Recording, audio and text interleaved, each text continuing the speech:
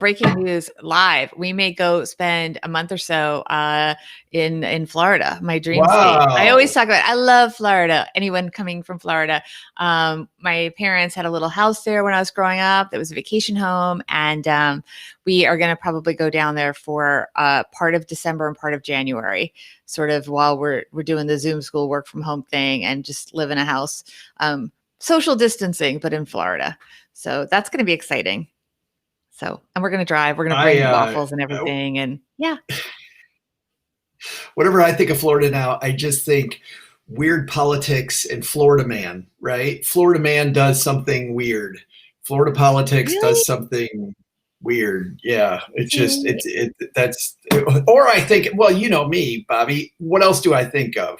I think of my buddy, the mouse in Orlando, right? That I want to hand all kinds of money to all the time. We're probably going to the Orlando area, actually. Oh, show off. As of now, that's where we're going.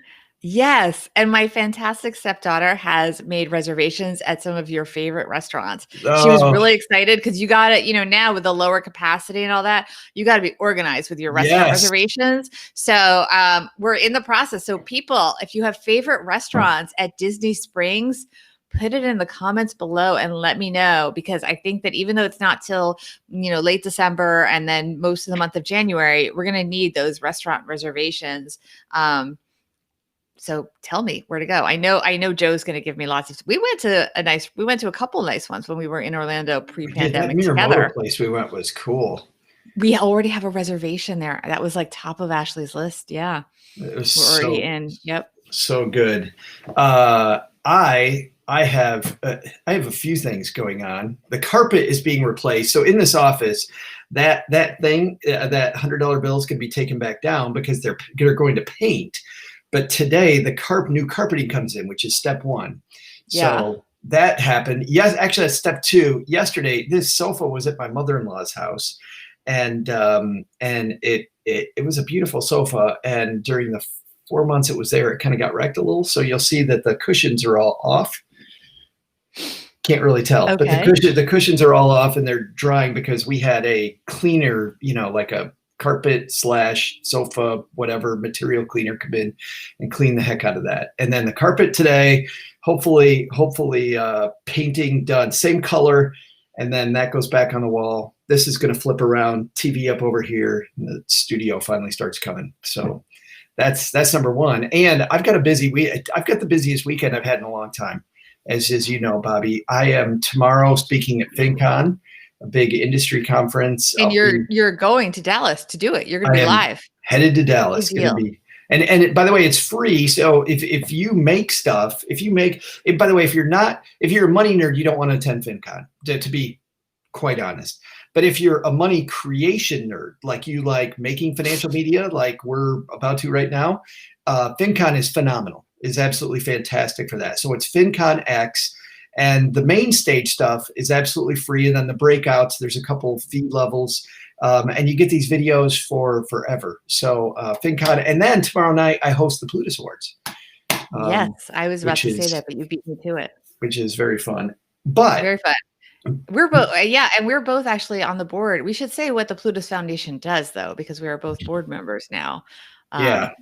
It supports financial literacy programming and content creation for the purpose of financial literacy. So that's something everyone should just look that up and learn more about it. And maybe it's something that can help you. And often they're these small, underserved areas. They're not supporting some of these big splashy things. They're supporting somebody who's doing financial books in Washington, D.C., or teaching teenagers how to run a business, or just these really these small things, which is part of what I like about it. Hey, I got to show off one more thing. So my friend does woodworking. He and his wife, it's what they do together is woodworking. By the way, there's nothing. Did they do this pre-pandemic, or is this another pandemic hobby that happened? This is like a pandemic hobby that happened. They were not doing it pre-pandemic, yes. But now you can buy stuff from them. If you just look up Bushwood Materials, you'll see what they do. You can order their custom things. But another friend of mine, so he's a friend of mine that does this. Another friend of mine is a housewarming gift, bought me one. and said, "Welcome back to Texarkana." But check this out. So I'm going to show you the back first. This is the quality of the wood of this cutting board. Just a beautiful cutting board. But check out what Jason did on the front for me. Oh. It's like, but is he making one for Money with Friends? I know, right? What's the deal, dude? You know, not that you're making us feel like second-class citizens, Joe. I'm just saying. You know, not at all my goal. Come on. Miss Financial Grown Up. Miss, I've got a second Financial Grown Up book coming. Yes. So we're not going to talk about that yet. Having fun. By the way, thanks to everybody who hung out with us Tuesday night as well. We got a lot of nice feedback. It was a really fun, really long night. Really. Yes, it was. It was so great. 2 hours of money goodness. I know that Vicki Robin was sort of the biggest name there, but I got to say, the magician Dan Chan, the billionaire's magician, for those of you who are looking him up, like, he did these magic trips, and I was not scheduled to be part of the magic show, so I had no idea this was going to happen. And he ended up, he just fooled me. I just was like, okay, you got me again. You got me again. Maybe he looked like the most gullible person of the group, and that's why he was honing in on me. But he was so good. He set that card folded up in front of the screen. So for everybody, he had this stand and he had a card folded up on the stand. He asked you to name a person. You were nice enough to name me. And he unfolds the card right in front of everybody and it says Joe. But he had the card sitting there before you said anything. But do people just naturally, is it just like knowing the odds are so high that I'm going to pick the other person? I don't know. But he said name a person, place, or thing. Like, what are the odds? Yeah. What if I said Paris? Astronomical. So, Jenny, it's over on the Stacking Benjamins YouTube channel. So it was, and by the way, read the comments as you're going, because the people watching it were having a party. I swear, don't you think so, Bobby? Everybody was having a party. Oh, yes. Yes. They were having a great time. Even before we started, they were having a great time. It was awesome. They were like waiting. Even better, cool. if you listen to the podcast, we're going to play this is also the first time we're announcing this. We're going to play the show. We're going to edit it a little bit, but the show will be on Monday. It'll be Monday Stacking Benjamin show. Will be that show. So, but it won't be quite. So am I on Friday and Monday? You are on Friday. Oh, wow. So cool. You're taking over the show. Taking over. Financial grown-up numbers are going to go through the roof. We can make a couple podcasts. We're here early. Yes. I'm glad we got the 6 of us hanging out here, or the 8 of us, including, I guess, the 2 of us, right? Hanging out here early. Gonna have some fun, guys. Talking about the weekend. And before I head to Dallas today, and Monday's show as well, we've got a famous actor in the news. All right. Are we rolling? Want me to hit record? No. This is for Saturday. Do we have we don't have a read for Saturday. We have one for Monday. Okay. Tiller money. It will be Saturday. All right. This is for Saturday the 14th, November 14th. All right. Welcome to the weekend show, where we look back at the highlights of the week that was on Money with Friends and get you ready for the week to come. Plus, we take your questions about, anything reasonable that you want to ask us. It is Saturday, November 14th. Let's talk money with our friends. Welcome to the Money with Friends podcast. I am certified financial planner, Bobbi Rebell, host of the Financial Grown-Up podcast, coming to you from my very grown-up kitchen in New York City. And coming to you from Texarkana, Texas, my mom's half-finished basement, where we're replacing the carpets this afternoon. I'm Joe Saul-Sehy. Here on Money with Friends, every weekday we share the latest headlines, why they matter, and specific ideas and advice for your financial life. Then on the weekends, we share highlights, preview the week, and answer your questions. And today's show is brought to you by Tiller Money.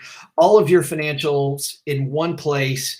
All of your financial life downloads automatically every day. Head to tillerhq.com/MWF for a free trial to see how it works, see why I like it so much, and buy it through our link and you'll help the show, and I think you'll help yourself with your budget. Bobbi, we're talking about the weekend. Happy Saturday. Happy Saturday. I love the word automagically. I feel like that's a really happy word. Here's what I'm upset about, which is that Tiller doesn't even have that in their script. That's what I bring to the show, Bobbi. That's why you and I get the big bucks, because we come up with these amazing words. Yes. You could be president one day. There's a lot of presidents that make up words. No, and the funny thing is some of them were not words and then kind of become words. And I'm not thinking of examples, but I tell you, I'm thinking of George Bush, the younger George W. Bush would make up words. And it was really funny. No political statement happening there. But I'm just saying it was really, and then they became part of our language anyway. No, I'm thinking of Dan Quayle. Do you remember that? I'm thinking of all the. Oh, yeah. Dan Quayle. I'm also thinking about the funny when he was vice president, Joe Biden memes. Not making up words, but just, hey, Joe. Yeah. We're going to have a good 4 years probably of stuff, creative stuff of some memes from our leaders. Definitely. But the last 4 years have also been, plenty of material for humor as well. From all sides. Let's not talk, Bobbi, about the next 4 years. I'm just happy the last 4 weeks are over. Yes. And I feel like life is beginning to resume again. And now we're getting into the holiday season. Can you fit it? I can feel the finish line. Like I can feel the holiday season coming, even though it's going to be a lot different. A lot of people want 2020 to be over. Why is that? Why do you think that would be? No, I'm kidding. It's really hard when you start seeing people, you start seeing the, sometimes they show you 1 year ago on your social media and you're like, whoa, we had no idea what was coming. Right. No, you just look at these innocent faces. There's a YouTube video of a woman, and throughout the year she's updated it, but where she's talking to herself in the past. And April comes to visit her in January. And the January woman says, these Australian wildfires, I hope they go away sometime soon. The woman goes, I forgot we had those. Yeah. I had no idea that those were a thing. And so she asked herself. That was our biggest worry. She asked herself for advice. And the future woman says, well, you always wanted a dog. You should probably go get one. I think it'd be great. And the woman in January goes, but I travel so much for my job. The woman in April goes, oh, that's great. No, go ahead and get a dog. You can get a dog. Yeah. Anyway, enough about that. Let's talk about not just what happened this last year. We'll talk about some of the big news we had on the show last week. Let's see which one of our friends is going to help us kick off this discussion of our week in review. All right. When we talked so when we recorded Monday's show, we recorded it a few days before Monday, and we really had a lot of post-election uncertainty, more so than we do when we're recording now. And we talked about how that could be really bad for consumers, not having real concrete answers. I think that still transition uncertainty based on that piece could still play a factor, but I still think that it's just, I think this is big, major purchases. I think wealthy people vote when they're voting to buy big things. They buy it with what they see as excess cash, right? Money that is money they got because times have been really good. And so because of uncertainty, maybe we'll see things, but I just think it's on the luxury side. I don't think that, your average middle-class family is going to go to Target less. Do you? I totally agree. I think that people buy for needs no matter what, unless they really are in dire straits. But I thought it was a really good discussion because it's something that a lot of economists might be looking at and studying, and we can learn from how people behave when they have a sense of security and a sense of knowing what's coming ahead. And even though we have, let's say, more election certainty than we did at that time a week ago, we have a lot of uncertainty on other topics that could influence how people, not necessarily buying less or more, but what they buy. I mean, you joke about a dog. People's spending habits have changed because of the uncertainty tied to coronavirus. We had big news this week, which we can talk about now on Tuesday. We had the big news that we discussed in Tuesday's show about the Pfizer vaccine. And so the certainty of that, maybe people feeling like this is going to end, they can suddenly put together maybe a timeline and say, okay, I'm going to be traveling for business by this month. I need to have the dog trained by then so that I can leave the dog with a doggy sitter. that kind of thing. They have a sense of when they're going to resume their lives. And the stock market went crazy for this. And that was, I should say, our Tuesday show with Liz. It did. And I'm gonna pull back the curtain a little bit behind the scenes, because I believe this is what this show does really, really well. This is the second time in 3 weeks where, with 10 minutes to go before we recorded, you found out that the stock market was going crazy, and you and Liz completely pivoted and changed stories to do the story that was on everybody's mind that day. And it was a great show on Tuesday, and you guys had some great insights into the stock market. And it was really neat to see that, man, when the stock market did this wild thing for a great reason, really kind of a historic day everybody's been waiting for, right? Somebody with a breakthrough. Pfizer comes through with a breakthrough, stock market appreciates it, and you guys were on top of it. So nice job. And it was 90% effective. I think that's a lot of what people were were really reacting to, because typically a vaccine will get approval if it's 50%. This was 90%. Yeah. So you really had a sense of euphoria in the markets. So that was really, it just, look, we of course are rooting for the stock market. And so it's nice to hear. A lot of people have money in 401ks. Of course, there are people that short sell, but for the most part, most of our listeners are long the market. And so we want everyone to do well. And we love doing stories that are happy. And hopefully, well, and if the market's a reflection of the economy, over long periods of time, you don't want to be a short seller on the economy. We also, by the way, we did a fun quiz with our audience, and we did ask them what, are you more likely to look at your 401k and your investments when there's good news and the market's going up? And of course they did. The majority said yes. And I know we all are like, don't look and be cool and whatever. But the truth is, who wants to open an envelope with bad news? We always tend to, we're human. So I thought it was fun. It's funny, on Wednesday and Thursday, you and I overlapped with our guest co-host. You and Liz on Wednesday talked about a financial diet piece on quarantine purchase regrets. And on Thursday, Farnoosh Tarabi and I spoke about guilt that people have because they may have a job and somebody else doesn't. Like, this is a real thing. There are lots of people who, you get a raise, you get a promotion. It's the weirdest time ever. You don't want to tell your family you got a promotion, because there's 11 million people without jobs. And so I thought those two days really overlapped, and getting Liz's insights on the first day with regard to purchases, and then Farnoosh's on the second day with regard to jobs and this guilt idea, I thought was really interesting one too. And I thought it was interesting with respect to the financial diet piece and the regrets. So the writer was talking about, and her name is Gina, she was talking about regrets. But when we asked our audience, a lot of people said, well, I bought those kind of trendy things, whether it was baking products and things like that, or loungewear or home exercise equipment, which Liz bought.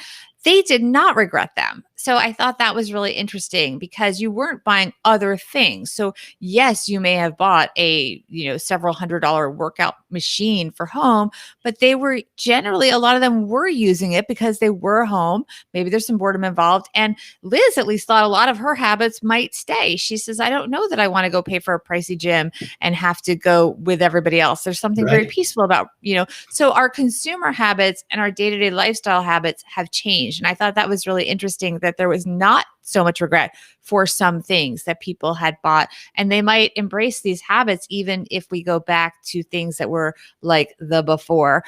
With you and Farnoosh, first of all, by the way, Farnoosh is hysterically funny and entertaining. She knows her stuff. She's great on personal finance. But I mean, your whole discussion about TikTok was great. We were talking about our former co-host, our alum, Brad. Brad Klontz, a behavioral economist. Who is, a behavioral economist. He is an adult, but he is on TikTok. He's really good at it. So I think that also just listening to Farnoosh and you together was wonderful. You're just great to listen to, and people should also just listen to all the shows. All of our co-hosts are great. You and Liz talking about purchases we don't regret. I thought it was like her nap awesome. dress. Oh, and so the nap dress, if anyone sees it, let me know, because it's pretty much sold out. I tried. Liz bought this nap dress, which is very expensive, but of course it's $125. I think that's a lot of money. But anyway, Of course, I still wanted it. So immediately after the show, I did go to purchase the nap dress from Hill House. So everyone can now go get it. They're not paying us to say that. I'm obsessed with it now. And of course, it's not available in any size that would be reasonable for me. It's so funny, I'm now waiting to get my nap dress so I can be as cool as Liz Seagren. Well, it's funny, the two sides of us. You're worried about fashion and this dress that's sold out. You know what I'm worried about?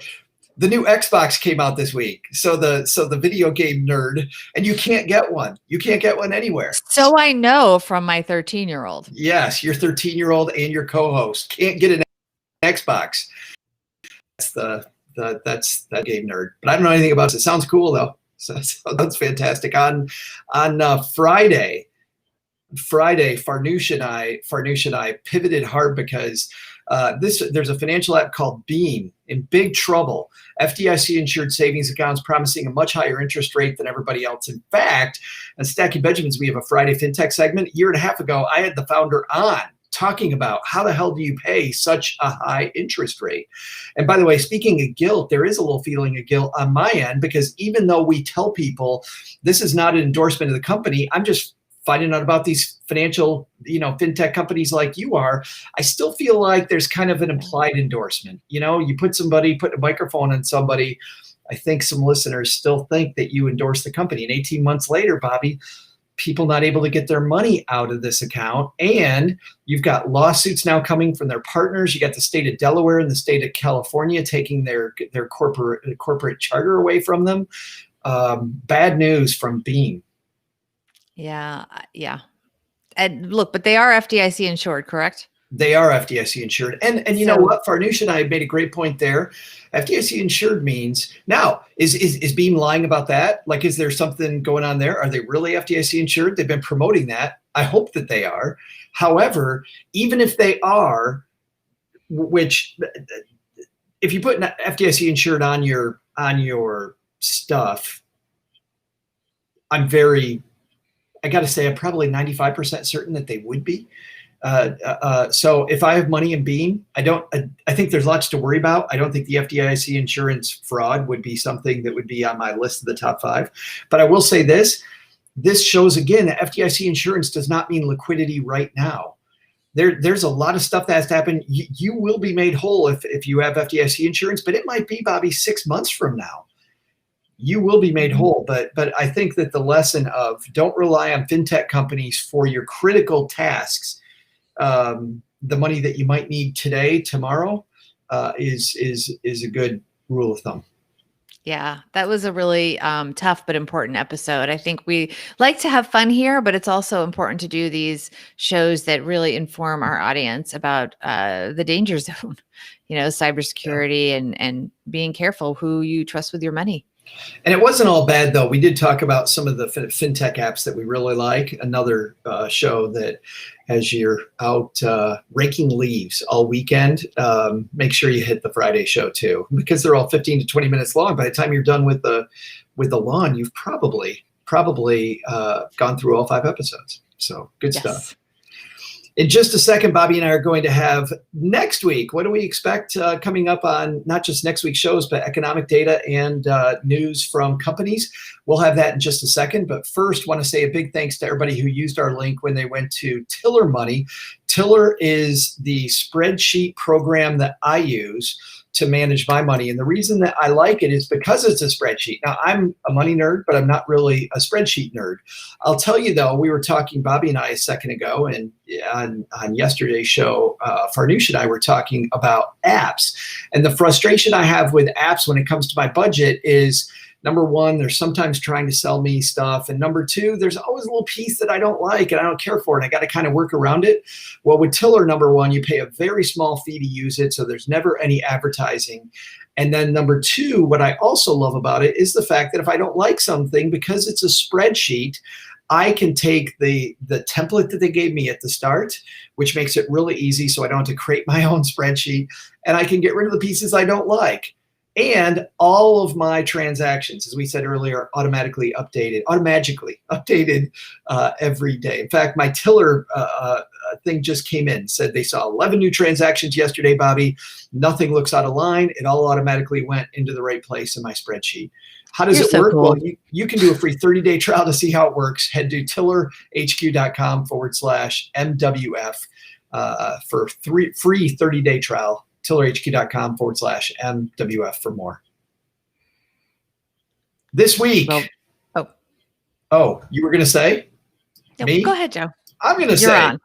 You want me to go to the economic data? Yeah, let's do that. Okay, let's talk about the economic calendar. Starting off with Monday on the calendar, news on imports and exports. And by the way, Bobbi, it's chicken and sleep on Monday as both Tyson and Casper declare earnings, among others. Tuesday, retail sales weigh in, plus production and manufacturing production data. And business inventories, news out of retail also as both Walmart and Kohl's share earnings. That's going to be interesting. Not just, on these calls, not only do they talk about last quarter's earnings, but they kind of show you a little bit about what's going to happen, they think, with the holiday season. This could be such a different holiday season. I can't wait for that. Wednesday's building permits and housing starts, and more retail as Target weighs in with their quarterly earnings, plus video manufacturer NVIDIA and Lowe's. By the way, between Lowe's, building permits, and housing starts, there's lots about houses. But the fun on housing continues on Thursday with October existing home sale numbers.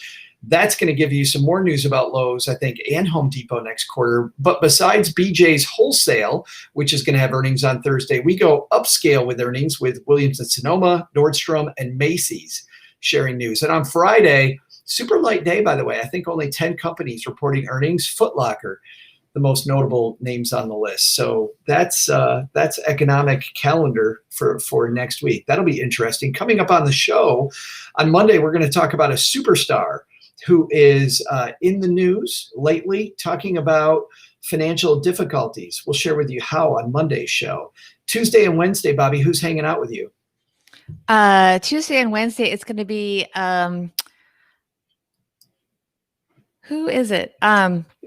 Gosh, Amy Goodman. There you go. Speaking of shopping, you know what I was doing? I was multitasking because I was trying to be really cool and put out an Instagram to tell people to join us because we didn't really promote this show. So I was putting out an Instagram literally right now to tell people to come, and I'm doing it as we speak. You can see me doing it live. Speaking of and Instagram, look, it's there. Now it's there. Bam. I just did it. I was filming you when you were doing the calendar, and I was filming you and doing it and telling people, is that very meta? We're on YouTube now. Come join us on the YouTube channel. And I see our numbers are skyrocketing now that I've done that. Yes. Everyone is just piling into the Money with Friends YouTube channel. Like magic, Joe. The interesting thing about that is we're about to take a listener question here in just a second that came from our Instagram channel. So yes, it did. Which is, by the way, at Money Friends Pod. If you are not part of the community over there. So Amy Goodman joining us. Amy, we're getting to that time. Bet you might talk a little Black Friday, maybe. Just a little. Amy has amazing shopping tips that she goes on the morning shows to share. She goes on Live with Kelly and Ryan, and she goes on Money with Friends. So we are up there. Absolutely. On the Amy Goodman tour, where she shares lots of inside scoops and secrets of how to get the best shopping deals for the holidays. We then end the week with Adam Carroll. Adam, of course, is the creator of a show called Broke, Busted, and Disgusted, which was a documentary shown on CNBC and elsewhere about the student loan crisis. In fact, last time he was on a month ago, we talked about the changing face of higher education for one of our shows. And we also talked about Chadwick Boseman and Chadwick Boseman passing away without a will. And that video, by the way, now our most watched video, and it's two bald guys, which is very strange. I don't know how that happened. Wait, Jason Harris? No. Adam Carroll. Yeah. Oh, yeah. See, this is what happens when I multitask, Joe. Here we have it. All right. We're putting the phone away. Let's talk about what question we got this week. from one of our friends. So we got a question on our Instagram at Money Friends Pod. What are your 3 biggest financial lessons? And it is from Awesome Sauce. Now, okay, how are we going with this, Bobbi? Are we going with financial lessons that we had to learn, or financial lessons that our biggest lessons for other people? I went with for other people, but they also apply to me. Okay. And cool. I have 3. Do we want to tag team? Like you do one, I do one? Yes, we can do you want to do it David Letterman style too, where we do our number 3 first, then our number 2, and then our biggest tip? Okay. Let's do it that way. What's your number 3? Open the envelopes, which is a metaphor for take the time to know your numbers. Actually look at your numbers. If you know where you stand in terms of your assets and liabilities, and therefore your net worth, what's your bottom line, you can make a plan. I love that. And so many people are afraid of the numbers because it feels like the dentist, but you always feel better when you numbers. My number 3 is insurance companies want you to think about insurance. Widen that discussion and think about risk management. If something happens to me, how am I going to cover that risk? And life insurance is a big way that people cover it. But when you think about life insurance, you're generally going to buy too much, the wrong amount, the wrong type. Widen it, think about risk management first, and I think you'll make better insurance and better risk management decisions. That's my number 3. I love that. I think a lot of people don't always include that. And that's so important because, people get much more upset when they lose money or resources than happy when they gain. That's always been proven true. So I think we know that by statistics, but in terms of our behavior, we don't always protect on the downside as much as we should. So I love that, Joe. And on that side, people buy insurances because they're cheap, but they don't think about what risk are they covering. I'm buying accidental death and dismemberment coverage as an example. I have a desk job. I have good disability coverage and good life insurance. Why do I need 2 times my income if I die because because I was in an accident? I don't need more money, but based on how I died. So for a lot of people, accidental death and dismemberment, very cheap and unnecessary. And if you don't start off with the push for accidental death, instead start with what do I need it for, you'll just avoid it altogether. So what's your number 2? And by the way, I'm a big fan of umbrella insurance when you get old, just so you know, when you have lots of, especially grown-up kids and all that kind of stuff can happen, and you have a lot more at risk by the umbrella insurance. Okay, which is also really cheap.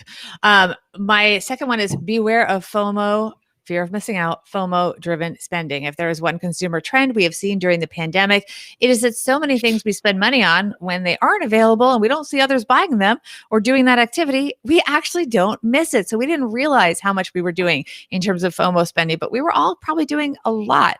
And we found things that we enjoyed just as much without the price tag. So, you're not going out to dinner as much, but you don't probably miss the dinners out as much as you miss the being with your friends and family. So we can hone in on what we're actually craving, and we don't have to do the FOMO spending. Is this the story of the dress? What do you mean? Is the nap dress? Are you going back to the nap dress? Yeah, the dress you can't get. Is that FOMO spending? So that's a separate thing. No, that's just like FOMO spending because you can't get it, so you want it worse. That's maybe a scarcity mindset, because I'm not missing out. I mean, I guess maybe a little. So maybe that's my own lesson to me, but also maybe can I be contrarian and say a little retail therapy is okay?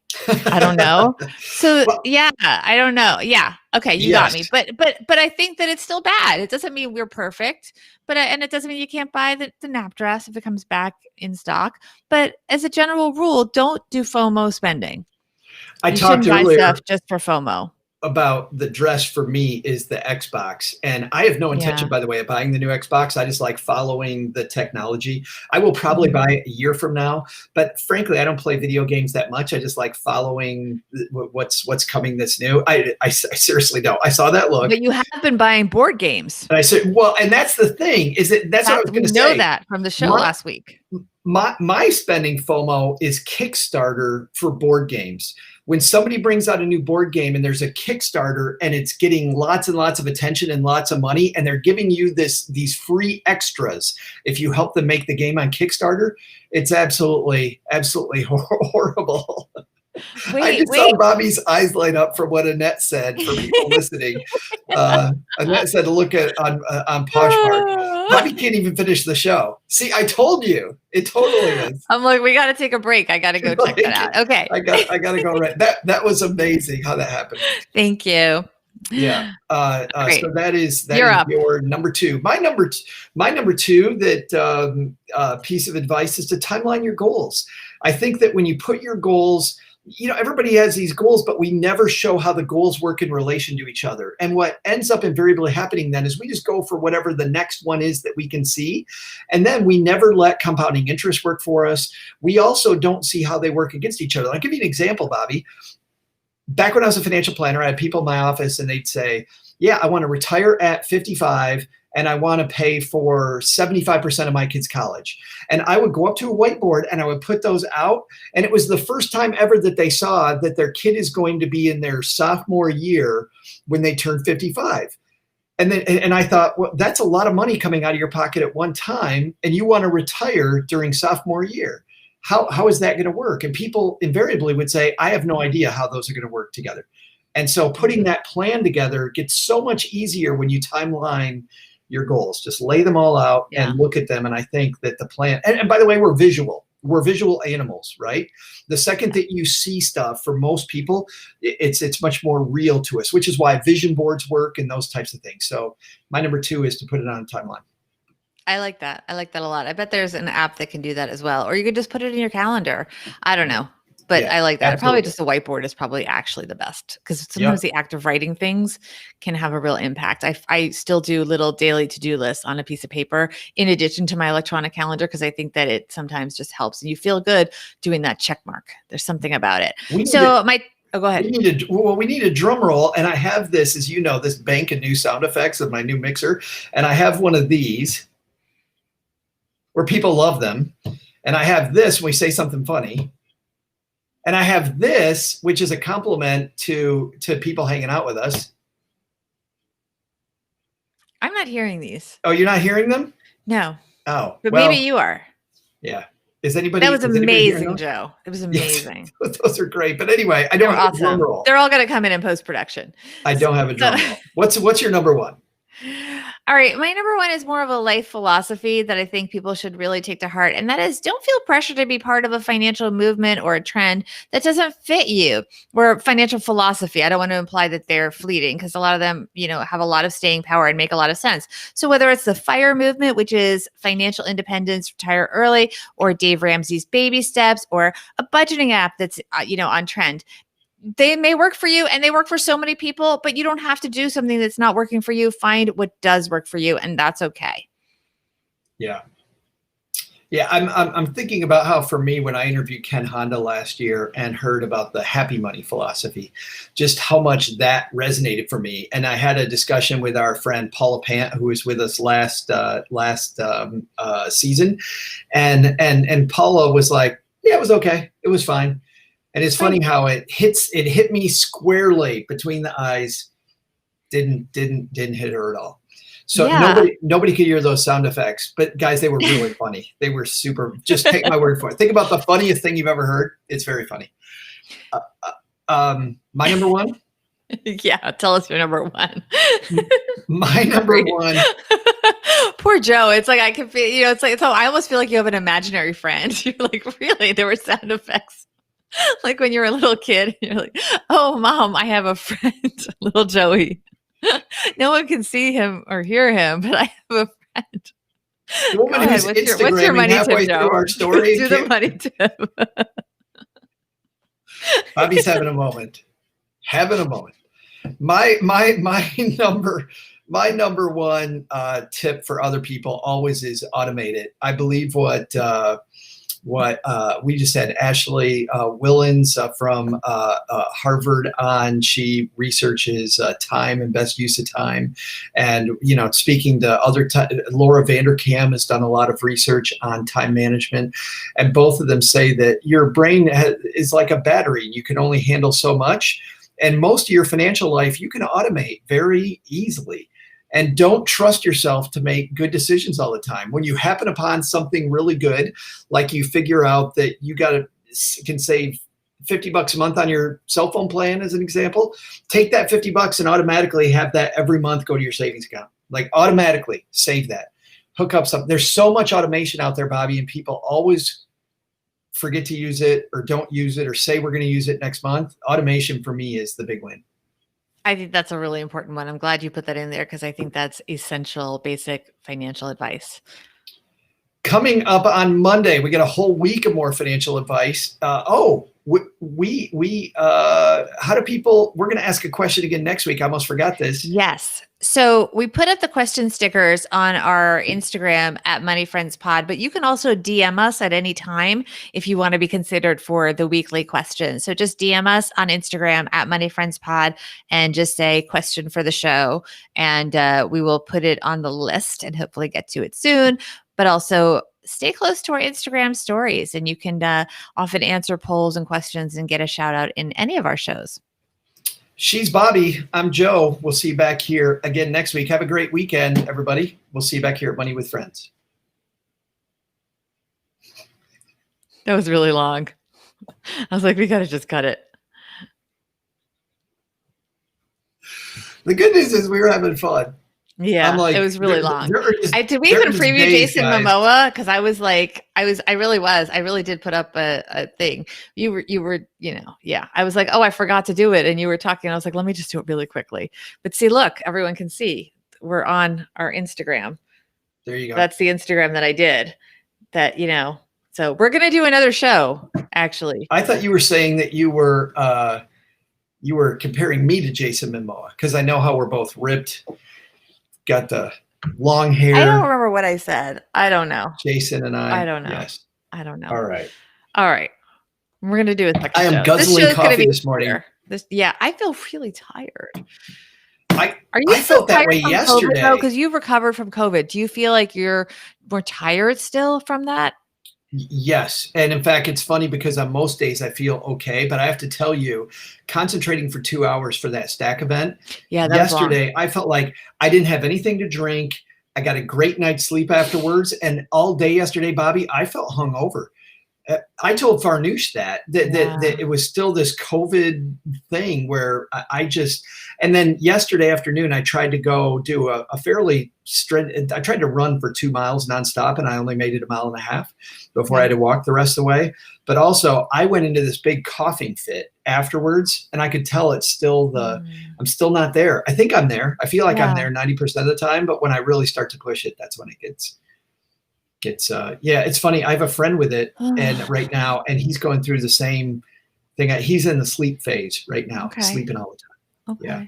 But anyway, guys, there are episodes where I just feel like Bobbi and I just want to hang out, just chat. That was that episode right there. That was the one. Like, let's just. Yeah, I'm just on my Instagram. I'm just like, Joe, keep talking. Yeah. What show? Yeah. Okay. I'm busy promoting. I'm promoting our show. The way your eyes lit up with Annette's comment, just completely. Right. And then I love the way you call me out on the FOMO. You're like, oh, but you're breaking your own rules. I thought this was funny, Joe. Though. I just get done saying that FOMO and you're like, nope, no FOMO at all. And then Annette says this and you go, no FOMO there. There's no FOMO at all, Bobbi. So good.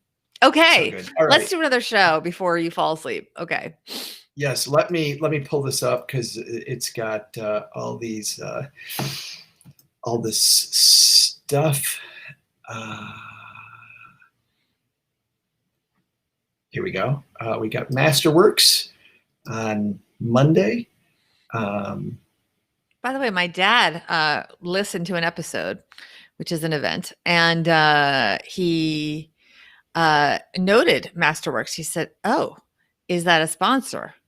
And I said, "Yes." And he was very interested in hearing more about Masterworks. He thought that was really cool. So yeah, it's a cool company. Yeah. It just, especially if you like artwork. I mean, the chance to actually invest in something that you like, that has a history of profitability, not for everybody, definitely, but but you mitigate the risk by only owning a part of it. Sure. Yeah. It's fantastic. That used to be the barrier that I disliked. Yeah. Some of those things are like, a few $1 million, $40 million, whatever. Yeah. It reminds me of there's a Jeff Foxworthy thing about that, where and it's only the line that I was about to say that is the reason I'm explaining this. So they come to repossess his car back when he was really struggling with money, and the repo guy's there to take his Camaro, of course, and Jeff says, "You can't take my Camaro. I can't get to work." The guy's like, "Yeah, unless you have $285, I gotta take your car right now." And he's like, "But I don't have that kind of cash." And the repo guy says, "Well, why don't you just write a check?" And then Jeff looks at him and goes, "I'm sorry, I thought you wanted money. I'm not going to pay you $285. I'm going to pay the whole thing off." Just going to write a check for all of it. Okay. Let's do the show. He's about to check, Bobby. I know that. I understand that. Okay. And while he's at it, he might as well write off the whole car. Yes, I might as well do it. So when you said it's a couple $1 million, I almost said, then I realized I'd explain the joke.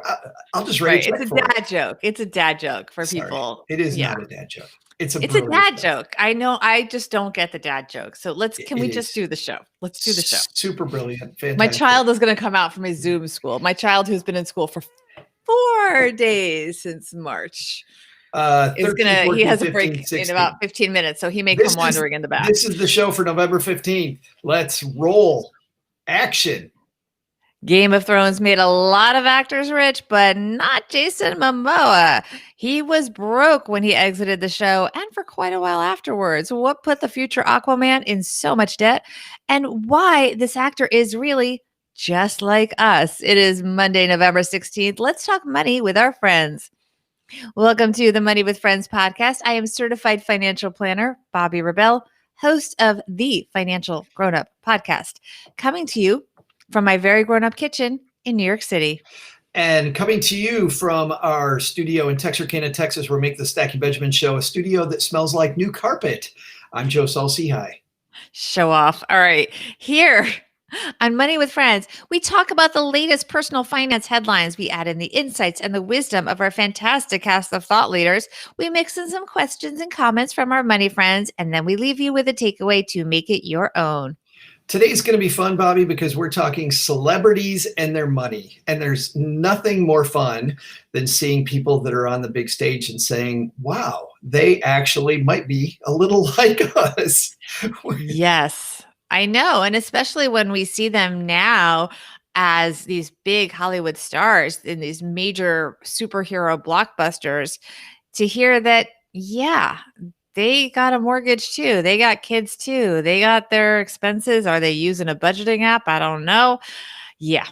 Jason Momoa in the news. Let's see which one of our friends is going to help us kick off today's discussion. Okay, so the piece that we're going to use as a basis for our discussion is from the New York Post by Eileen Reslin. The title is Jason Momoa says he was, quote, completely in debt after Game of Thrones. And the piece basically talks about the fact that he went broke and couldn't find another acting gig for years after playing Drogo on HBO's Game of Thrones. He literally, and by the way, he's a full-on adult. He's 41 years old now, but he was probably, I guess, in his 30s at the point. So, he was somewhat established, but he couldn't get work. He said it's very challenging when you have babies and you're completely in debt. He has 2 kids, Joe, with his wife, Lisa Bonet, who also we know has the daughter Zoe Kravitz with Lenny Kravitz. He said he was struggling to pay the bills on his Topanga Canyon house for quite some while, really until 2016 when he finally had his bigger breakout role. I would think Game of Thrones was the breakout role, but apparently not financially. Justice League in 2016. And of course, now we know him as Aquaman. But he absolutely struggled. I mean, he's got to start at Baywatch in Hawaii, but that was a long time ago. That was almost 20 years ago. And after that wrapped, Joe, he moved to Los Angeles. He couldn't even get an agent.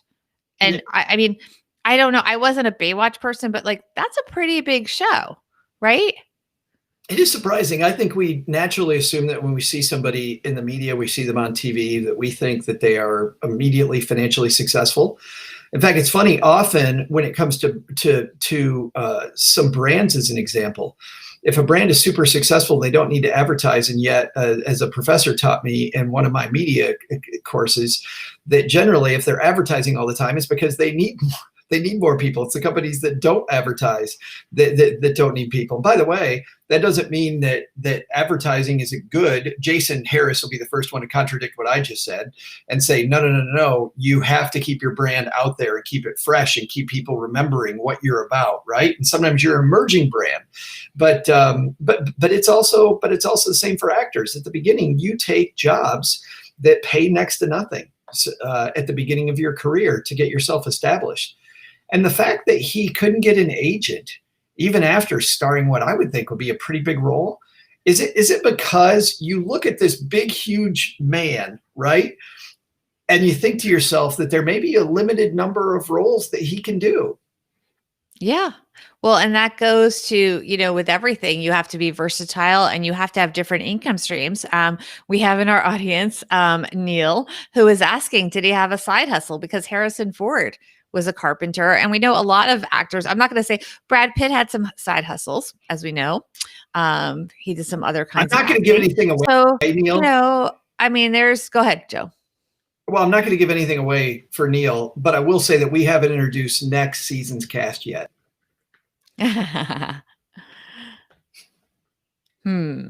Or maybe not. You know who else? The guy who was in the Hurt Locker. Somebody online is going to have to help me with this. He was also in the Avengers. Jeremy Renner.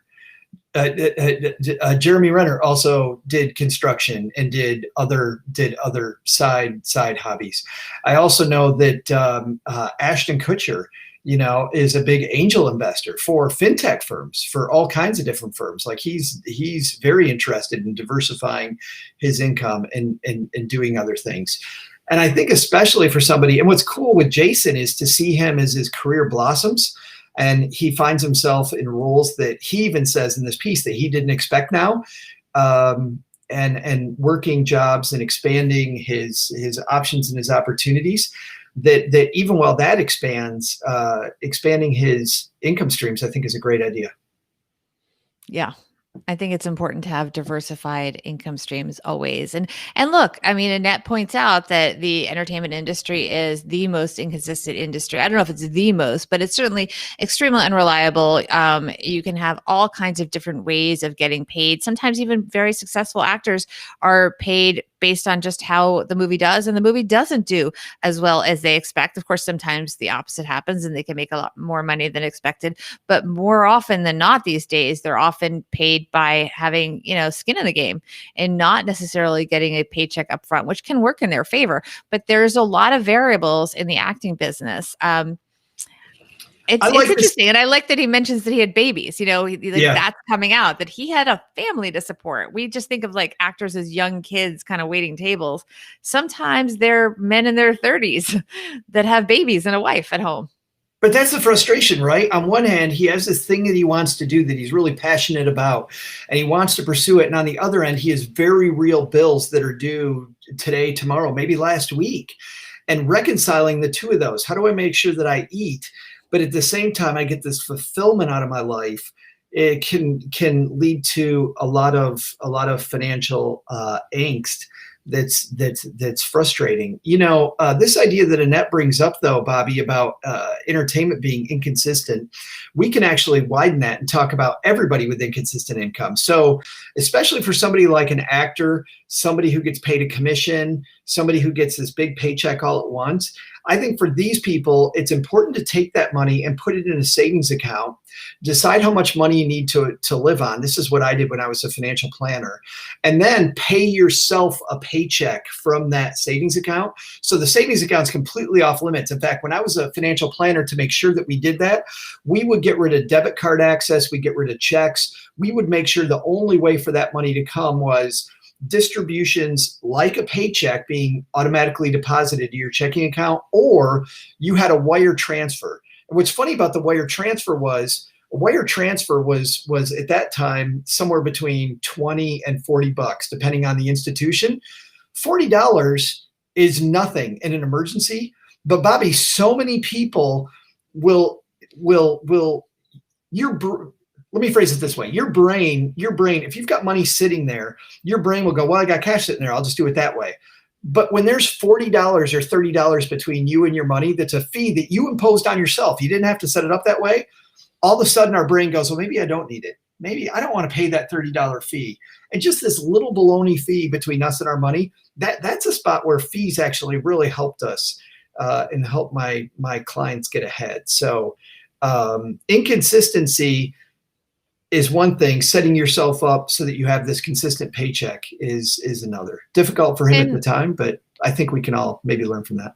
Yeah. And also knowing your triggers. I mean, I know it's really hard for me to pay a bank fee for just getting access in cash, that right. Extra $3 or $4 that they'll charge you to get access money if you go to something that's not your bank. That kind of thing always is very upsetting. But I also like the idea now, I did go, this is part of this New York Post article was taken out of an In Style piece, which was the actual primary interview. So as a journalist, I went to the primary interview and I did think that the In Style piece had some interesting things about how he's now working going forward, having moved past that and sort of the lessons that he's learned, as many actors do more and more these days, as he has now started moving into a business that is not related to acting. So I haven't been able to find what side hustles he was doing. I think he was just kind of taking smaller roles that were barely paying him and still going for it.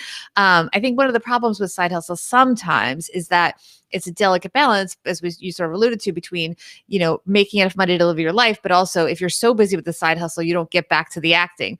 But he now has a project where he's got a new line of canned drinking water called Mananalu. And yeah, anyway, and it's launched to address his biggest environmental peeve. I'm now reading from the In Style piece, single-use plastics. And, he says he doesn't want to be an actor just complaining about it. And so he's working also to develop a network of sustainable farms along his native Hawaiian families, helping them improve poor nutritional habits and also generating income from tourists. So he is thinking business. And I think because he's been so public about his economic struggles, that is something that is a teaching moment, that we don't have to hide from this, that it's relatable to all of us, that we've all had times and seasons of our life when we have struggled. I know I certainly have. A lot of people, when you go through different transitions, whether it's a job switch, whether it's maybe going back to school to get another degree, to get education, and you choose to get debt for, what's a good reason for you, or maybe there's a recession and you have to take a step back economically. It happens to all of us. And very often it's not, quote, our fault. We talk about a 3 to 6 month emergency fund. And here we are in month 8 of this pandemic, right? So, this could happen to anyone. So we sort of laughingly say Jason Momoa, Game of Thrones, just like us. But in fact, it really is just like all of us. I mean, at the end of the day, acting is his career. It is his income source, and it can be erratic, just like all of our jobs can be erratic. And no job is truly secure. And that's why you do have to have that financial safety net always. I was on a business coaching call, and we were talking about expectations. Just yesterday. And the coach was telling me that whatever you put in place today, you need to have an expectation that the first 3 years are going to be rough. And whatever you put in place today, 3 years from now, it's going to work. And that should be your expectation. And it's funny because I think about my money troubles back for me. And at the time, I had to have this belief that I will come out of the other side of this. It will get better. Things will brighten. And they did. And now, like Jason is here, it's actually fun to go back now in my head and think about, I lived through that, I mean, it wasn't fun at the time, but man, I lived through that. And if you're hanging out with us today and you're somebody who's in the middle of that dark pit, you just have to keep telling yourself that someday. I remember getting off the phone with a collection agent at one point, Bobbi, going, I hope like hell at some point I will look back at this and laugh. And now I do. I don't really laugh because the guy was a jerk, but I do. I go back and I'm like, if I can deal with that, I can deal with anything now. So good stuff there. Yeah. Hey, in just a second, Bobbi and I are going to have our takeaways from today's discussion about actor Jason Momoa and his past money troubles. But did you know when it comes to making money, there are some people that think that trading stocks is a way to make good money. But did you know that only 1% of day traders actually turn a profit? So here's a question. Why is it that so many people mistake picking individual stocks for serious investing? You can't control the markets, but you can control your risk. So how do billionaire investors control their risk? Well, one thing they do is they invest in blue chip art. And if that sounds unusual to you, you're not alone. By the way, this is something that back, Bobbi, when I was a financial planner, I would tell people not to do, not because the returns weren't good, but because of the fact that you would have to put out a few $1,000,000 to buy art. It would have to be a huge part of your portfolio. But when you take a look at why the ultra wealthy invest in art, it's because of stats like from 2000 to 2018, art performed the S&P by an incredible 180%. Doesn't always outperform the S&P, but our goal with these long-term investments are to have things that are going to beat the heck out of inflation. Art is one of those things. Just a few years ago, in fact, a single piece of art sold for $450 million. So because of the changes in rules a few years ago, you and I can now buy into art. And the cool thing is that we don't have to know a lot about art. We don't have to be an expert in the area because we have something like Masterworks. At masterworks.io, it's an exclusive platform that makes it easy to look at art. The best part is you don't have to be an expert. Their experts will create a custom portfolio to help you meet your investment needs. With masterworks.io, you don't have to choose between big risks and big returns. Basically, what happens is you buy into a piece of art, but you're only buying a fractional interest in that piece. So with a much smaller piece of your portfolio, you can diversify and have something that is very little correlation, if any correlation, to stocks. Sign up today with promo code MWF, and you can skip the 25,000 person wait list to get first dibs. Again, that's masterworks.io, promo code MWF. Hurry, the offer expires soon. See important information at masterworks.io/disclaimer. That is, I always find art so interesting. I absolutely love talking about art, thinking about art. I love art museums, fantastic places. But Bobbi, Jason Momoa is an artiste. What's our takeaway from our discussion here today about his money issues? You know, right now we look at him, he's this big celebrity and he's so successful, and hopefully he has some really good financial advisors in his orbit. But at the end of the day, like so many people, he works in the gig economy, just like so many of us, and it can be precarious. Who among us could really go 3 to 4 years without a job? So, you know, he is just like us, and it's amazing. And I really give him a lot of credit that he did not give up. He stuck to what he wanted to do. And I am so happy to see his success. And I wish that kind of success to everybody who is going for their dreams. Yeah, I'm reading a book right now, Bobbi, to your point, that is from the former CEO of Honeywell. And there's this, the CEOs often make this distinction between being able to invest for the long term and doing what's right for investors today. Like you have both of these things going on at the same time. So which do we do? Do we pay attention today? Do we pay attention tomorrow? Jason actually focused on both of those things. He focused on today. And I think when you're in trouble with your money like he was, you still have to think about what brings you out of this. And it's not giving up on your goal. It's about investing, but also doing the hard work to try to do both. Yeah. Keep going. It's hard. So how do people help us make the show, Bobbi? Well, first of all, got a friend go ahead. Me.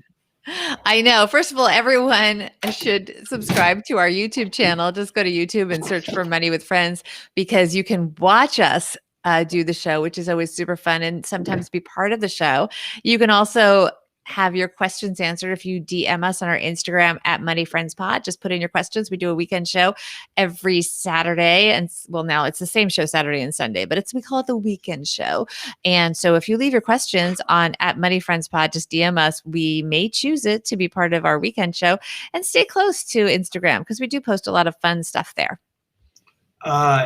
Tomorrow you have Amy Goodman on with you. Yeah, she's going to give us some interesting intel on the holiday shopping season and what we need to know to get the best deals possible for our family and loved ones and everyone we want to buy gifts for, and also maybe some strategies to make sure we stay within our budgets when we're shopping. We'll be back here tomorrow, you and Amy. This is Money with Friends. We'll see you guys next time. Bye-bye. I didn't clear a list. I'm on Instagram. You got a cat behind you. Oh, stealing the show. Yeah, I know. You were photobombed yeah, by the rescue cat.